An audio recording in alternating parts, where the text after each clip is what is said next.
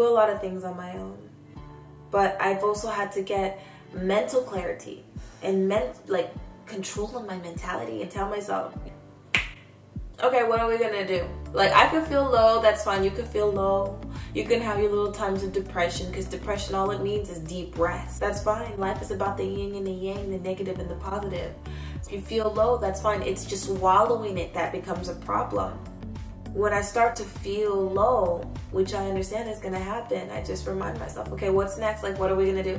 I've created this platform so I can create a source of information from my experience. Not saying that my experiences are 100% correct. They're my experiences, but I want to share with you because I feel like we can all learn from each other. And I also feel that there is not a lot of support for the stay-at-home moms. You might find support groups, but our support platforms are not strong, and because it's very misunderstood. It's almost like we are of a dying breed. So I wanted to make this platform because of what I seen my mother go through, and because as I was in my role, I suffered from a lot of insecurity as a stay-at-home mom. I'll talk more about that. I don't want to go further in that, but there are just some people that just did not understand what my role was. And I just realized, I was like, you know what? They don't understand, because they probably never had a stay-at-home mom, or they don't know anyone who was. They didn't have someone in their lives that was able to have that sacrifice, give that sacrifice to them. And that's not a bad thing. It's just the cold hard facts. So that's when I had to understand that everyone's perspective in life is different, and it's what works for our family. As time went by, and I started to grow and learn more about myself, and I started to build this platform for stay-at-home moms by building my blog and sharing on Facebook and sharing on my Instagram. And definitely add me on my Instagram. I'm very active in there, especially in the stories. I let you see my day-to-day life in the stories, and then sharing my advice on YouTube. I've grown stronger in my role and understanding, like, wow, I do a lot and I'm strong, and you know what, like, I'm amazing. Have you ever had anybody just be like, when do you plan on going back to work? I couldn't be at home all day because I would just be so bored.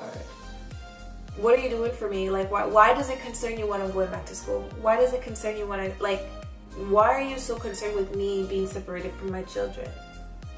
That's something to think about. That's something to think about. If people are concerned about your home life a little too much, they have ulterior motives of trying to find out why. On topic for another conversation, saying, oh yeah, I would be so bored at home. Maybe you're not cut out to be that type of mom.